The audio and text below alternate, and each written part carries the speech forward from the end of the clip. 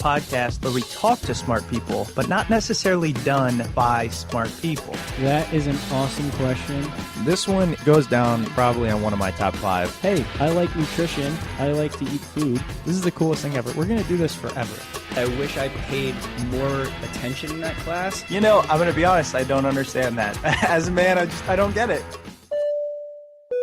Welcome to smartpeoplepodcast.com.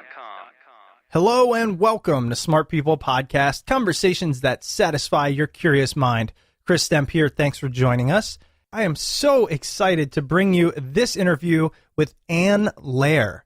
Ann is an internationally sought-after keynote speaker, writer, consultant, and trainer. She helps leaders in large organizations connect today's everyday decisions to the future workplace. But simply, her end goal is to help organizations retain their top talent and not only survive, but thrive. Ann's got a great story. She actually started off in the hospitality industry. She moved to different parts of the world, including Africa, where she started a hotel chain and sold it. She started another company and sold it. But you'll notice in this interview, she doesn't really focus on that. And it's really all about, hey, I'm enjoying this. I want to help out your listeners in any way I can. And I believe, through all my experience, that's the sign of a true expert, a true smart person, and a really genuine person. I actually met Ann just a few days ago through a friend, and I started talking to her about all she's doing and said, this is incredible. I want to learn more. I know our listeners will. And there's some great things you can pick up here, especially at the end. Make sure you get to the part where you hear what would that look like? I'm not going to go into it too much more. So please enjoy this interview with Ann Loehr. You can find her at AnnLoehr.com, which is ANNELOEHR.com. She's also got a few books out there. We'll link to those at smartpeoplepodcast.com. Let us know what you think. We are at smartpeoplepod on Twitter, and we always appreciate any reviews you can leave for us on iTunes. Thanks again for listening. Tell a friend and enjoy the episode.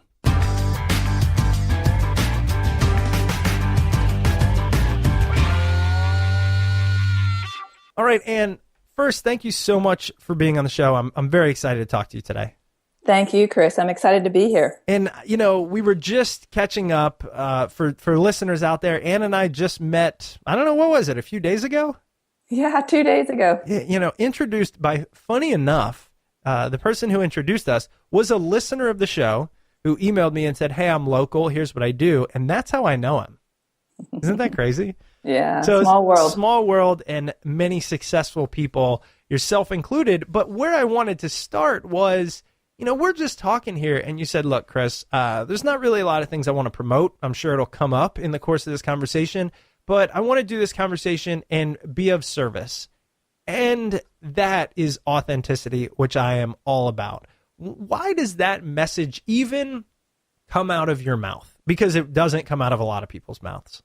So to be of service is one of my values, and I'm really big on values and people knowing what their values are and living by their values. And so to be of service means to help whoever is around and support whoever is around, whether it's the grocery store clerk, the mail carrier, my daughter, because it's our job, in my view, to really help people be better. My purpose statement is to help others soar beyond their horizon. That's what I live by. And every day I check in, Chris, and I say, did I help someone soar beyond their horizons today? And if I did, great. And if I didn't, got to do better tomorrow. And to me, that's being of service, to help others, no matter how it looks, 2 inches, 1 inch, half an inch. Did they move forward? Then I can go to sleep and know I had a good day. So you want to help people, and I understand that. It's why I got into the industry that I'm in and where I want to go. But you've also been extremely successful, and we're going to get into all that you do and all that you've done. But do you ever run into this mental block that I want to be of service, therefore I can't turn it into a lucrative business? I want to be of service, but I can't turn it into a lucrative business. Does that make any sense? No, actually it doesn't, Chris. Okay, no. Here's why I love this, because this is all about mindset. So I'm going to take it from myself, other coaches that I know, social entrepreneurs. They say, look, I find it really difficult to juggle this balance of I want to put others first, give as much as you can and you'll receive that type message. But at the same time, then they have problems or a mental block charging for that service. Because if you really want to make people great, you could do it for free, give them the message, and keep their wallets a little more plump. I get the point now. No, and I think a lot of that comes down to, as you said, authenticity. I think it also comes down to self-esteem and valuing yourself. I know that I give value to people, whether they're paying me or not. I know that I can help them think a little bit differently. I can help them move an inch a little bit differently. And so I come from a place of service, but I also come from a place of, I know I add value. And so sometimes I may ask you to pay for that value, and sometimes I may not. But I think that comes from that place of saying, here's my story, here's who I am, here's how I got here. And there's probably some nugget along the way that's going to help you get to where you want to go. I love that. So I want to talk about your background here in a minute, but let's do it in reverse order. What are you doing today? If somebody's saying, okay, great, I like her message thus far, but what is she doing? Why should I even listen to her? Give me a little professional background here. So professional background at a very high level is I help people be leaders. I tell my 10-year-old daughter, I say, I help adults and grown-ups learn how to lead other people. Whether it is your place of worship, whether it is your community, whether it is a nonprofit, a for-profit, a government, I, through many different tools and my team, help you be a better person and therefore a better leader. And that's what I do, whether it's writing books, writing articles, coaching, facilitating, anything around that. My goal is that I help that person today somehow lead the family, lead the community, lead the cause that they're going for a little bit better, a little bit brighter. That's where I live. Tell me about in doing all of these things, which many entrepreneurs do, many people who want to be of service or the passionate ones out there, which make up the vast majority, if not all of our listeners, sometimes tend to feel overwhelmed given the size of what they want to give and what they want to do and their aspirations. And I know with you, just if you go to your website, you have 6 blocks. Here are the services we do: speak, train, coach, consult, online center, books, and resources, right? There's a lot there. And I've been through it. You have a lot of great content. How do you deal with is it overwhelm? Is it the multifaceted approach to your business? It's not just a go sit there, what your job is, what your title is. How do you deal with that? So I'm going to answer that in 2 ways. I'm going to answer it kind of at a big level and then at a small level. So at a big level, I learned very early on through someone, embarrassingly enough, I do not remember who it was. It was a cold call to someone that I made in Canada. And I was studying their business and I wanted to learn how they did their business. And I said, how do you do this? And they said, basically, it's a triangle. They said, basically, we write, we speak, and we coach or consult. And those 3 feed each other in terms of the business model. That also suits my personality in terms of I like to do lots of things. So I'll write for a little bit, and then I'll coach for a little bit, and I'll speak for a little bit throughout the year. It's never perfect. It's an ebb and a flow. Some months I'm only speaking, some months I'm only writing. But that model really helps me think about how do I get the message out. At the micro level, as I started this and as I say to others, start very, very small. If you want to be a coach, or if you want to be a business leader, or if you want to be a startup, start very small and chunk it down into step by step by step. I got to 6 products that you just listed on my website after many years of putting it together. I didn't start that way. So I'm a big fan of figuring out the purpose, the vision, and then chunking it down little by little, steps by steps. It's called the progress principle. Teresa Amiable up at Harvard has it. And it really helps people who have a lot of passion, who have a lot of ideas, just go, focus, move 1 step, go, focus, move to the next step. Progress principle. I've written that down, double underlined, and started because I feel like the prototypical, oh my gosh, I have so much great stuff to do. I'm so excited. I'm not grinding in a cubicle, so I'm going to make all these things happen. And there is definitely a paralyzing effect of that. I'm looking forward to that. The other thing I want to cover is, what would you say to somebody out there who's going, wow, this sounds great. Like, Ann does all of this amazing stuff, and that's actually what I want to do. Because a lot of people are intrigued by this idea of speaking, coaching, training, consulting aspect. It's definitely something that resonates with our audience. But then they say, well, how can I do it if there's already successful folks like Ann out there? And there's a lot of them. So you do it little by little. You pick what you want to do first. So I started off as a coach. Then I started doing workshops. Then I started writing. Then I started doing keynotes and speaking at a national, international level. So that's, again, the progress principle, little by little by little. And to get to the bigger question of, but there's already a lot of people out there, maybe I shouldn't go there because there's too much competition. My answer is no. My answer is we need people's voices. We need people's experience. Leadership is messy, Chris. It's complex because people are complex. There's not one formula for how to be a leader, how to coach, how to write, how to speak. And there is such diversity in this country and in the world. We learn things differently. We hear things differently. So I may have the exact same message as you do, Chris, but the way you deliver it resonates differently with someone else than the way I deliver it. And if our job is to touch people and to create change and to spark innovation, then we all need to use our voices so that we can make sure that the message is heard, whatever the message is, in different ways, so that all the diversity of people and how they learn and how they see the world can get up and actually do something. I couldn't agree with you more. Let's talk about, now that we've covered that end, and we're going to get back to, just so the listeners know, we're going to talk a little bit about leadership. We're going to talk about, I'd love to talk about your online learning center and some of the ways you do coaching, because we discussed it a little bit yesterday, and I find it fascinating and actually very unique. I haven't heard of it before. But first, one of the most fascinating parts is your background. You started in hospitality.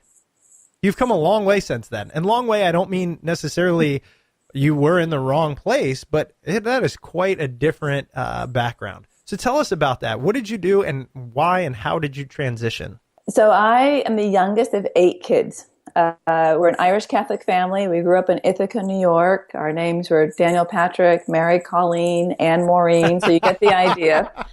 And there are 8 kids in 11 years, and I'm the youngest. And so my mom, when I was in 2nd grade, started to go to work. It was the first time women were going back into the workforce, and she used to actually pay me, Chris, to cook dinners.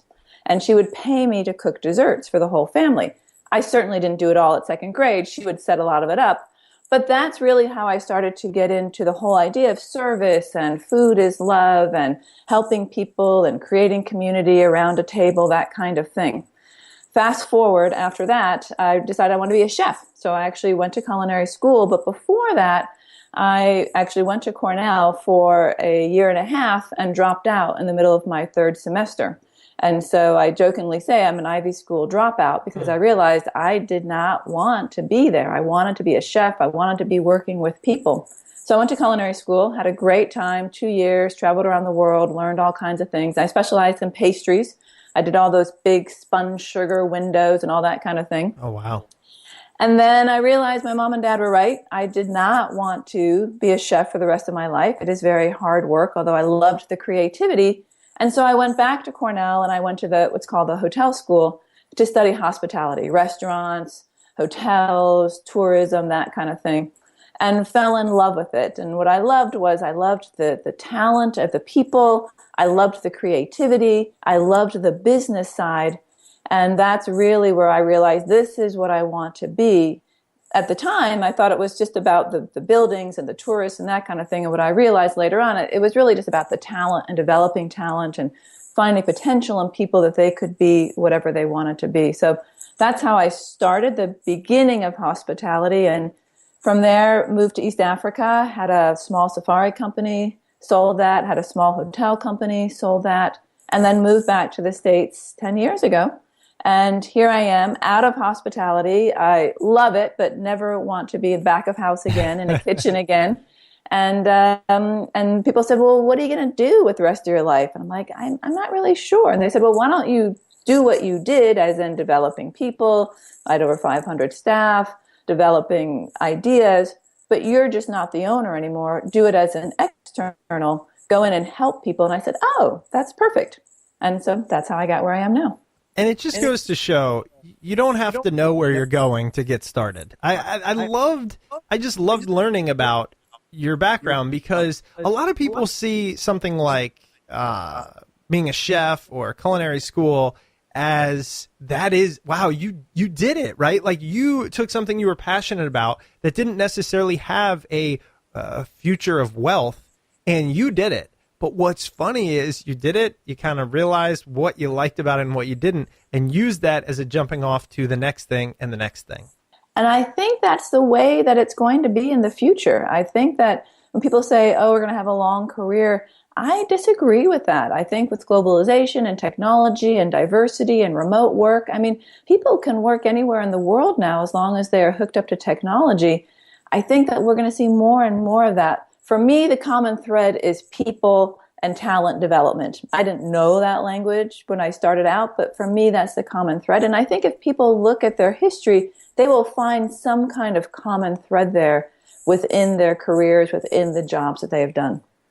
Do you have any advice to the person who is saying that sounds great, but I don't know what that common thread is? I wouldn't worry about it. I really would not worry about it. I did not know that common thread until recently. What I do say is to say yes and figure it out later. Mm-hmm. And I truly mean that. I think in general, people, especially women, tend to make sure everything is perfect and everything is right before they'll actually say yes. And I really encourage people to just say yes and figure it out. I'll tell you a story. Someone actually dared me to write my first book. I had no idea how to write a book. I hadn't even written an article. And someone dared me. They said, if you can find a publisher, I'll help write it with you. I'll be your co-author. I'm like, how hard can it be, right? And I said yes. And then I figured out later by going to my network. And I contacted everybody I knew, Chris. I said, if anybody's written a book, knows anybody who's written a book, knows what a publisher is, anything, please let me know. And I created this whole little database spreadsheet. And I just went down the list one by one to figure it all out. And I figured it out. If I had waited for the right formula, for the right moment, it never would have happened. So if you don't know the thread, totally fine. And if something lands in your lap and you think it's really something that you feel passionate about, say yes and figure it out later. Now, I want to be clear. I don't mean leave your job tomorrow and go start a business. But if it's something small and you can move it forward, that's going to help you find your thread. Now let's take a break for a message from our sponsor this week, who is brand new and absolutely incredible for this specific podcast. And that sponsor is The Great Courses. Like so many of you, our love of learning obviously didn't stop when we finished school. That's why we created this podcast, to kind of discover new things, branch out, and see where it takes us. Well, imagine all of that in video form with experts at your fingertips all the time, any device. That's what the Great Courses Plus video learning service is. You can learn anything that interests you with unlimited access to thousands of the Great Courses lecture series on many fascinating topics. And you know we love experts. They're taught by top professors from around the world. Now, we really want you to try the Great Courses Plus. And they're giving our listeners a special chance to watch hundreds of their courses absolutely free. I just recently started watching myself, and I dove into this course called The Inexplicable Universe, Unsolved Mysteries. It's presented by the well-respected astrophysicist Neil deGrasse Tyson. I'm sure you heard of him. And it's just so crazy. It explores some of the universe's biggest mysteries in a really engaging and fascinating manner. And that's just one of them. With the Great Courses Plus, you can watch as many different lectures as you want, anytime, anywhere. So give it a shot. You have nothing to lose and absolutely all the knowledge in the world to gain. To start your free trial today, sign up now at thegreatcoursesplus.com/smartpeople. Again, it's kind of long, 4 words here. Gotta put the on there, thegreatcoursesplus.com/smartpeople. Make sure you use that link so that they know we sent you and they'll see how much our audience wants to soak up this knowledge. thegreatcoursesplus.com/smartpeople. Now back to our show. I love it. Actually, it reminds me of a recent guest we had on, and we're doing a webinar with him very soon after this episode airs. His name's Patrick McGinnis, and his book is The 10% Entrepreneur. And his message is, really most entrepreneurs and most businesses are started while somebody has a little bit of a safety net behind them. So they're at a company working on something on the side. That's their 10% entrepreneur. And then it grows into, or can grow into, a full gig, a full job without a lot of that really life-destroying stress that can come along with just putting all your eggs in that basket. Love that concept. And that's the same kind of say yes. And if you think you might want to, write or be a speaker and someone invites you to speak at your place of worship or your community center, say yes, even though you've never done it before. And then you'll figure it out later. And then you'll see if that's maybe where you want to go down the road. That's great. Well, let's get into now what you're doing. Again, there's many facets. What do most companies, assuming that you work primarily with companies, organizations, businesses, what do they bring you in to do? Like, what do they say? They say, you know what, we need Ann because of blank. Is there a commonality there? The commonality is generally around diversity and working with diversity in terms of how people learn, how people work together, that kind of thing. Or it's, we have a problem child, right? I get that a lot. Oh, we got a problem child. Can you fix our problem child? And I always say, no. I was going to say, if you can, let's just talk about that, because I know there's people out there wondering. Yeah. Well, and often it's not really a problem child. Often it's the organizational system which is causing the friction. But it's something around that. It's around the talent. It's around the leadership. It's around the people that people are trying to figure out. And then they say, hey, can you help with? They often don't know what it is. They often just bring me the problem. And then I say, oh, so what you're really looking for is this. And they're like, oh, yeah, that's what we're looking for. And that's why a lot of your work deals with leaders and leadership training, because leaders are the ones that have to figure out the solution to said problem child.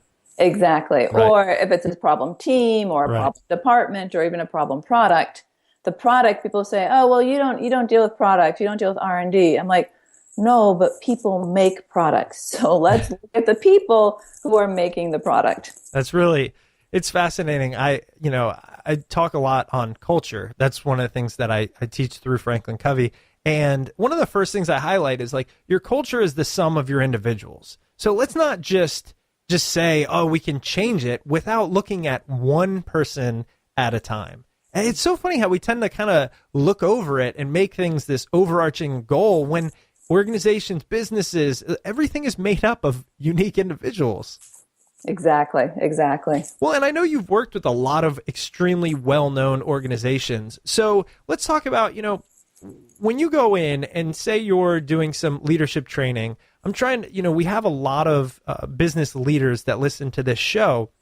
And they come, look, we're in a very complicated workforce, right? With as you mentioned, diversity in terms of ethnicities and backgrounds and training and experiences, but also globalization and being dispersed and all that.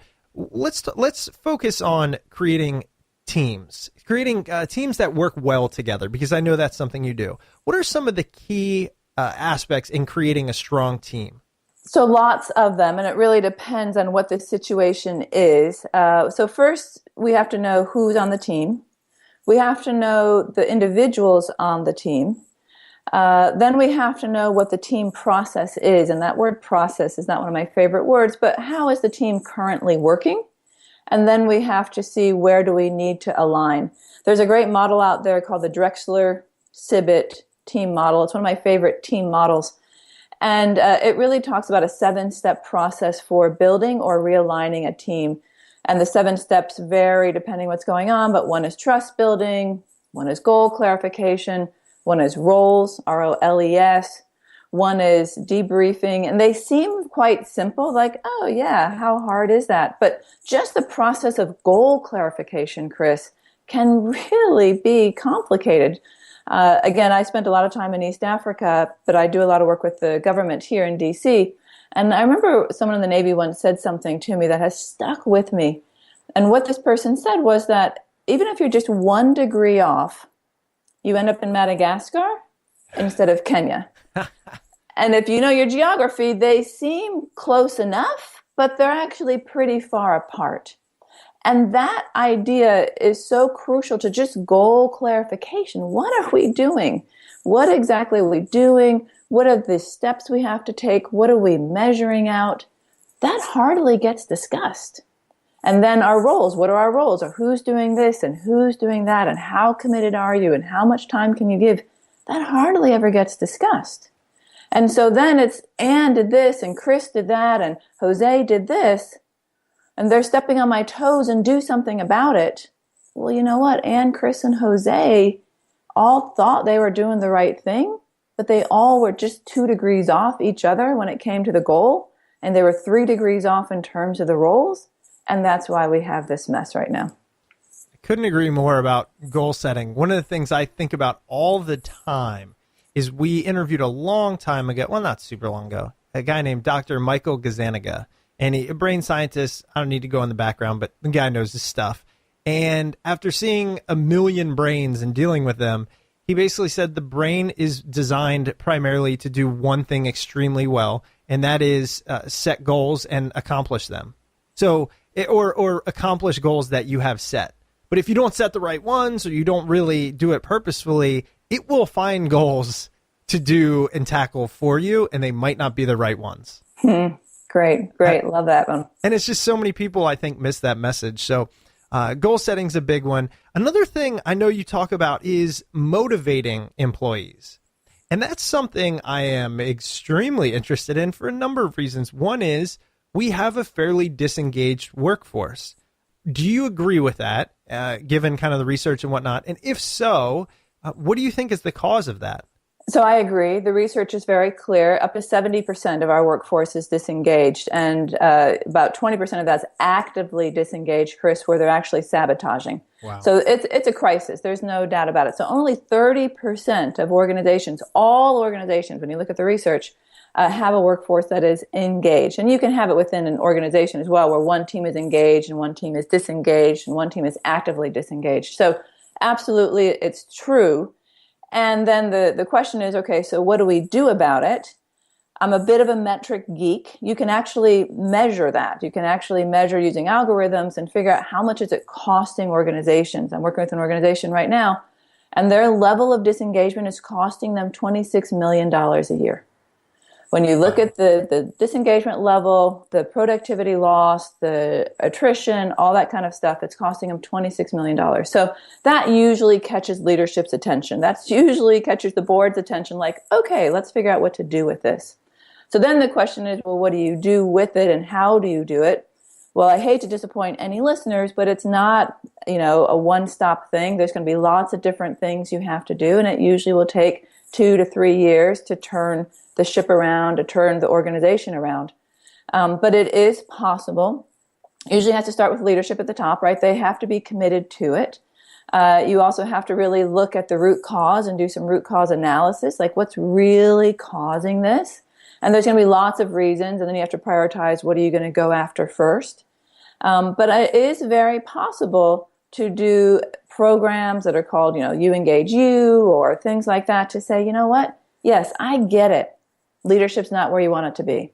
And yes, I get it that the productivity is not where you want it to be, and therefore you had to lay some people off. Like, I get that your environment may not be the best environment that you want to work in as an employee. However, I also know that there are ways that you can motivate yourself despite the swirl around you.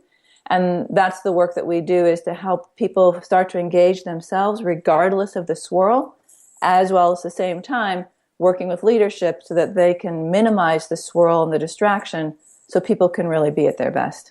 How much of the engagement versus disengagement do you think is a function of the individual? I mean, how much does the individual have to own when it comes to, I'm at work and for some reason or another, I don't like it, things like that. I'm trying to figure out, I've never thought of this idea before because personally I don't like big business. So, it's had its issues with me. And so I always want to blame it on them, but I'm trying to be more, mindful of myself. So how much is up to the employee? I'm not sure I'd put a percentage on it. I wouldn't say like 50-50, but it's a lot. It is absolutely a lot. And here's the thing that I find mind-boggling. Gallup does this study every year and looks at engagement, but then they also look at the cost of disengagement, not just at work. And I gave that $26 million number. That's at work.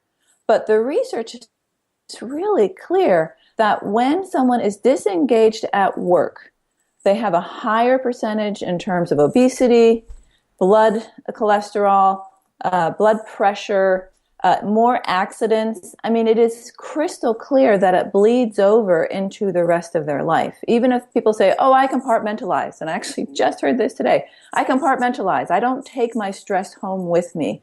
Well, maybe you don't in the terms of you don't like yell at your children or yell at your partner.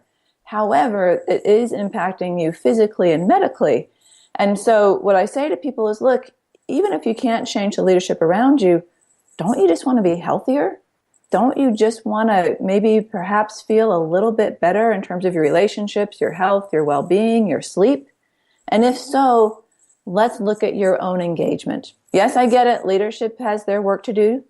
But back to what you're saying, Chris, you are responsible for your own engagement, and that bleeds over into your health, whether you realize it or not.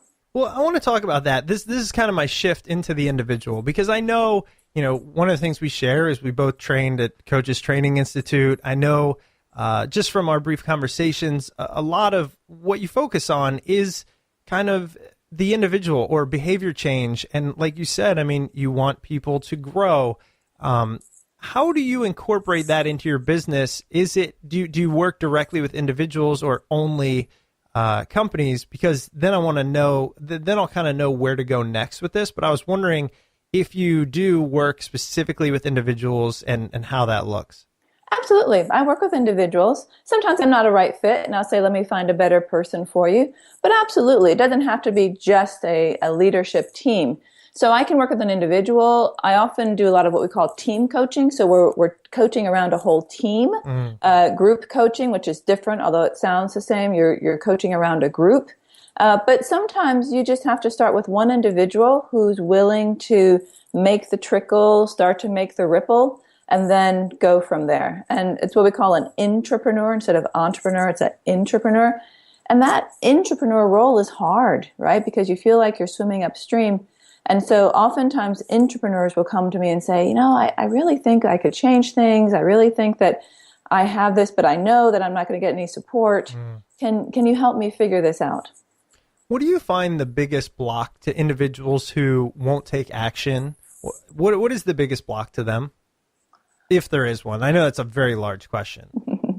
I would say it's a belief, some kind of belief system that they don't need to change, that there's no reason to change, that everything is going great, and they really don't need to put in any effort.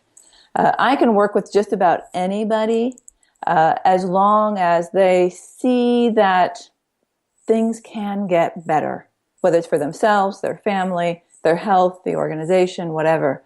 But when someone says, I'm good, I don't need to change, there's nothing wrong, that's a pretty big block to work around. Although sometimes I feel like that would be nice. I'd love to think there was nothing wrong. Now, maybe that would just be me being ignorant, but at least I could get out of my head for a minute. You know what I mean? So changing belief systems. This is something I want to get into. And what are the first steps? So let's say, because everyone out there, especially people that are intellectually just curious, there's something they want to change. They want to make better. I think it's the nature of being human. We strive for more, and it has gotten us some amazing things. So what are the steps, or where do you start if you're going, there's something I want to change and I just don't know how? So I am a big fan of starting with language, because I do believe that our thoughts create words and our words create actions. And I think a lot is inherently said without realizing it in our language. So when we talk about beliefs, I often say, well, let's talk about behaviors. Let me just give you a quick example. So lots of times someone will say, Anne, I want you to be more organized.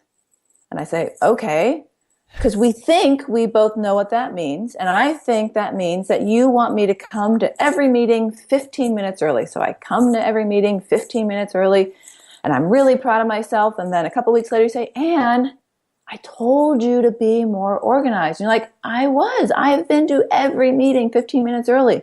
And like, oh, no. I meant I wanted you to have an agenda ready and speak up at every meeting. Well, why didn't you say so? Right. And so belief language is language that you hear all the time in organizations. It's easier to say, it's faster to say, it's quicker, but it requires less thought. Behavior language is language that takes more words, it takes a little bit more thought, and that is what creates the change. Because if we all think we know what being organized or being a team player or being a stellar star means, we're not actually going to change behavior. But if you say, Anne, I want you to stop rolling your eyes, I know what that means. If you say, Anne, I want you to stop being rude, I don't know what that means. Mm-hmm. So I think if we begin with our language for ourselves and for others, that will help. There's an expression I say all the time called WDTLL. What does that look like? So when someone says, hey, Anne, I want you to stop being so rude, what does that look like? And oftentimes they'll be like, what are you being smart? I mean, everybody knows what rude is. I'm like, well, humor here. Like, oh, well, I want you to stop rolling your eyes. Okay, that I can do. That I can take care of. And so if we as colleagues, as teammates, at our community, at our homes, can just start using more behavior language and communicate that instead of belief language, we would go a long way at actually changing behavior. Do you love books but find that you never have time to read them? Well, Audible.com has the perfect solution. Get audiobooks and listen to those books you've been meaning to read while on the go. At the gym, during your commute, Audible.com provides over 250,000 titles from the leading audiobook publishers, broadcasters, entertainers, magazine and newspaper publishers, and business information providers. Their app is free and works on iPhones, iPad, Android, and Windows Phone. You can also download and listen on your Kindle Fire and over 500 MP3 players. And unlike a streaming or rental service, with Audible, you own your books, so you can access your books anytime and anywhere right from your smartphone. Audible.com also has the Great Listen Guarantee. If you decide you don't like the book you chose, no worries. You can exchange any book you aren't happy with for another title anytime, no questions asked. Maybe you want to check out our recent guest Anne's book, Managing the Unmanageable, How to Motivate Even the Most Unruly Employee. Or perhaps you want to check out past guest Brene Brown's The Power of Vulnerability. And just for listeners of Smart People Podcast, Audible.com is offering a free 30-day trial membership. Go to audible.com/smart to start your free trial today. Again, show your support for Smart People Podcast and get a free 30-day trial at audible.com/smart. And now back to the episode. How do we do that internally in a way that supports our personal goals? So I know, I can absolutely see it in terms of when, as you were mentioning with that example, when other people say something and you really have to get clear on expectations and get rid of the assumptions. But a lot of what happens internally and no one ever sees it. So, and by the way, I'm a huge fan of the, thoughts create, I look at it a little differently, but I think you said thoughts, words, actions. Was that it? Yes. So, similar ideas. So it starts with the thoughts. How do we change those? Well, I'm going to answer it one way, and we might get into a larger discussion. So people say to me all the time, and I say to myself, I want to be more successful. And then you wonder 6 months later why you're not more successful. Well, what does that look like? Well, it means I want 2 new clients, or it means I want to write a book, or it means... So oftentimes we'll do it to ourselves, Chris. I want to be more relaxed. Well, what does that look like? Does that mean you want to go to the beach 6 weeks a year? Or does that mean you actually want to stop working at 4 o'clock?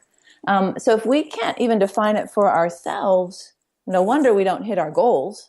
And we certainly can't then communicate it to our team in terms of, it's really important to me to be more relaxed so that I can be more productive, because research actually shows that 6-hour workdays are more productive than 8-hour workdays. Yes. So I'm going to leave at 4 o'clock from now on, and I will do whatever I need to do. If people don't know that, how can we support each other in behavior change? I had one of those aha moments right there, because when you said, well, if you say I want to be more relaxed, well, again, what does that look like? I really like that. I'm probably going to take that from you and utilize it in my own life, by the way. That is actually an example from my life. I said, I want to feel more relaxed. Well, first I started with I want to be more relaxed. And then I think I got to, well, I want to feel it. And what I realized is it wasn't necessarily a function of the external world. A lot of it was things I had to deal with internally, and the talk tracks going on in my mind. And I'm constantly worrying, well, what are other people thinking? And how can I be a benefit to them and please them and get them to like me and blah, blah, blah. And so what you were saying is get really clear on this notion, and that way you have something to look at and take action towards. Yes, it's very hard to take action toward a belief because it's so amorphous and there's no detail to it. It's very easy to take action on a specific, measurable, I'm leaving at 4:00, or I'm spending 3 weeks at the beach, or whatever it is. Do you have any, let's do a little coaching here, but do you have any exercises that people are like, okay, got it. I'm going to do this. There's this thing that's been bugging me. I want to have more money, get a new job, change my relationship, lose weight. I mean, the list goes on and on. Do you have a process to maybe move from that thoughts and to the words and things like that? So I'm embarrassed to say it's just, what does that look like? And you ask it 10 times. So I want to be more relaxed. So what does that look like? And usually they look at you like, what are you, stupid? And you're like, I'm just play with me here. What is it? So let's do it real quick, Chris. So what does that look like? Which part? You want to be more relaxed. Or you want to feel more relaxed instead. What does it look like? Oh man, this could take a while. What does it look? You know what it looks like? No. What it looks like to me is, the first thing I would say is a sense of calm and peace in the choppiest or smoothest of waters. Great. So what gives you a sense of calm and peace? Oh boy. For me, one thing I've been actually thinking about a lot recently is my environment. And by that, I mean, where am I working? Where am I walking? Where am I on a daily basis in terms of literally, where am I? That's one for me. Yeah. So we're going to do one more and then we'll end. So Sure. What is one thing that you can do to make your environment more calm? Plants in my office. Great. So seriously. Yeah, perfect. So we've just gone from I want to be more relaxed to I want to feel more relaxed to plants in my office. And 3 questions, you now have behavior that you can move forward on and feel like, yes, I did it. I love that. I really do. Because look, all of those thoughts have been dancing around in my head. And it's not like we talked about this in advance, obviously. But it's a thought that I think, why haven't I really done it yet? And in my wife's credit, I mentioned it one time to her, and she did put a plant in my office. I've been in here for over, I don't even know. I mean, this one for over a year, and I've never put a plant in my office. So I don't know. Maybe I just need to tell her what I want more often. Maybe. That's a side note. But no, I hope that people really see how that can work, because I agree with you. I think that's a very purposeful and actionable thing to do.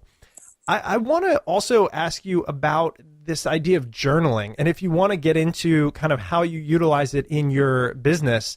I mean, it's really fascinating. Sure, I'd love to. So I'm a big fan of journaling, and I use that term loosely in terms of somehow to get the stuff out of our head that swirls and clouds and fogs and get it in front of us.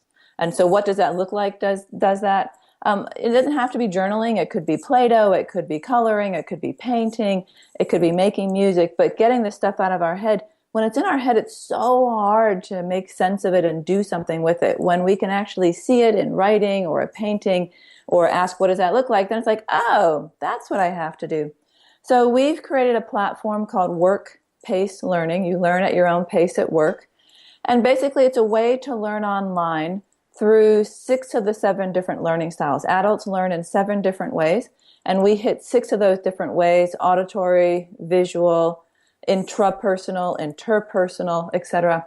And part of that is journaling. So instead of just watching a video and learning about how to make soap or how to be a better leader, you're actually reading a little bit, watching a video, listening to one of your podcasts, writing, practicing, and putting it together. And it's that writing piece or that journaling piece that really is almost the pivotal moment for many people. They're like, oh, come on, how hard can this be? Anne wants me to do this assignment. And then they start writing, and it just starts to come out. The whole group, the group is usually 10 to 12 people, sees that. They help each other, they support each other, and then we wrap it all up with a phone call. And for me, that type of learning is learning that really changes behavior because they've written about it, they've practiced it, they've seen it over a 6-week period. By the time we're done at the end of the 6 weeks, they're certainly not masters, but they certainly have it under their belt and feel comfortable using it at home, in their community, at work. Can other people in the group see their journal? Yes. Well, you have a choice. You can make it public or you can make it private. So there's always a course facilitator. So you at least have to show the course facilitator. But we've been doing this for almost 3 years now, and I think only once has anybody ever not shown it to the group. Maybe the first time it's to the coach only, but after a while, because they get so much support from the team and from the group that they're with, and we try to make the groups like one person from marketing, one person from IT, one person from legal, a really variety in terms of how people see the world. So when someone's dealing with someone from marketing might say, look at it this way, and someone from accounting might say, look at it from this way. And so they realize the benefit of posting it public, and public, again, is just to that group. It's not to the whole world. And they learn from each other more than they would actually learn from the facilitator. And I bet you get a different level of authenticity from that medium than most others, because people can really spend some time in their head, then get their words out, and then feel like, kind of protected in the group, but it's not as almost invasive as a face-to-face, which can feel confrontational. Especially for introverts, Chris. That face-to-face live training really puts introverts at a disadvantage, just the way that they process and they learn. So this way, the introverts get their time, they can think about what they want to write, they can edit, and then we have the group phone call. And so at that point, they're feeling comfortable and safe to share, and the extroverts get their time to talk, because extroverts talk to think, and so they need that outlet to actually think and figure out what they're thinking. I crack up because my brain doesn't work unless my mouth is moving. I especially when it comes to anything idea generated and man, my wife is so different. I just bought the book Quiet at a friend's recommendation because I wanted to understand myself. Like, wait, there's other people out there that when I talk, they're just like, tone it down a bit. I just crack up when talk to think. Like, yes, I love that. Yes. Yeah, and I would recommend another book called The Introvert's Advantage. It's another great book. Quiet's fabulous. And then there's another one called The Introverted Leader's Advantage. And I recommend it for both introverts and extroverts. Introverts get to read about themselves and say, oh, I'm not the only crazy one out there, because in general, our society favors extroverts over introverts. Mm-hmm. And it helps the extroverts understand the introvert mind. That's great. I'm definitely going to look into that. What would you consider yourself? Are you introverted or extroverted? I'm actually right on the border. When you look at the assessment, I'm right on the line of I and E. So I can be extroverted up to a point, and then I need some quiet time. When you say assessment, you're referring to Myers-Briggs? Yes, the Myers-Briggs assessment. Do you have any other assessments that you have used, don't like? Oh my gosh, we use assessments all the time. There's DISC, D-I-S-C. It measures different things. It's much more about work, whereas Myers-Briggs is more kind of about overall who you are. DISC is a good one. TILT is a good one, T-I-L-T. That's more of a 360 in terms of you get assessed by other people, but I like the assessment criteria that they're using. Enneagram, very popular. What was that last one? Enneagram, it's E-A-N-E-A-G-R-A-M, I believe. Very popular, especially on the West Coast. It's a number system. So there's lots of them. And here's my feeling about all of them. They're all great, right? And they all need to be debriefed. Mm-hmm. What I mean by that is often I say, if you're familiar with Myers-Briggs, I'm an ESTJ. Mm-hmm. And that's just the way I am. That's not the point of these assessments. Right? The point of these assessments is not to go sit in your little corner and be proud that you are a D if you're DISC or you're a 9 if you're Enneagram or whatever. The point of these assessments is to understand who you are, understand who's around you, and figure out how to use both of those to leverage the strengths of both. But oftentimes people just take the assessment online or something, and then they're like, okay, that's who I am, deal with it. Like, no. So any assessment is great. Just make sure that you actually debrief it afterwards. Self-awareness. That is Yes. like all I can say, self-awareness. People who are not self-aware, I don't know what planet you come from. Because, however, again, it goes back to that sometimes I wish, because you can fall on the over-aware, and that can stifle you a little bit. Do you agree with that? Do you ever run into that? Someone who's too aware? Yeah, too aware of their own actions, their self, and that can be detrimental. Absolutely. It's almost paralyzing because you can just watch what's going on almost in slow motion. And so you have to be able to turn it down a little bit. Any recommendation on how to turn that down? Because I'm sure, look, if I were to leave people here, they'd be like, wait, that was me, you jerk. So 360 assessments are great assessments. You don't have to buy an expensive tool. You can just do it with SurveyMonkey. But oftentimes we have a blind spot, right? We call it a blind spot because we don't see it, we don't know it. And so a 360 will help us see if it's on a team. You can also do it in your community, et cetera, to say, 4 out of the 5 people you work with are saying that maybe it'd benefit to turn it down. That's some pretty solid feedback. And then you can go and turn it down. But so any kind of feedback, someone you trust, someone, again, your place of worship, your cause that you're with, asking for that honest feedback can help you get that blind spot. And then once you know that blind spot, then you can do something about it. But it's hard to do anything if you don't even know you have that blind spot. absolutely. I love that. Thank you so much for being on the show. And I know you're not much of a self-promoter, but people are going to want to hear more from you. For example, I'm going to do a little promoting. You write a lot on Huffington Post, and one of the articles I recently read that I enjoyed was about different generations, and specifically this one is called Gen Z and the U.S. Workforce, 5 Things You Should Know. And I just liked it because, oh my God, you're so right. Like, Gen Z is here, and I'm a millennial, sort of. I group myself in that. But And like, we're not the newest kids on the block anymore. So I recommend everyone just Google that and you'll find it. But where else can they go? What are you doing? What's your website? Tell them about you. Sure. So I'm going to spell my last name because it's hard to spell. So my website is my name, AnnLoehr.com. And that's ANNELOEHR,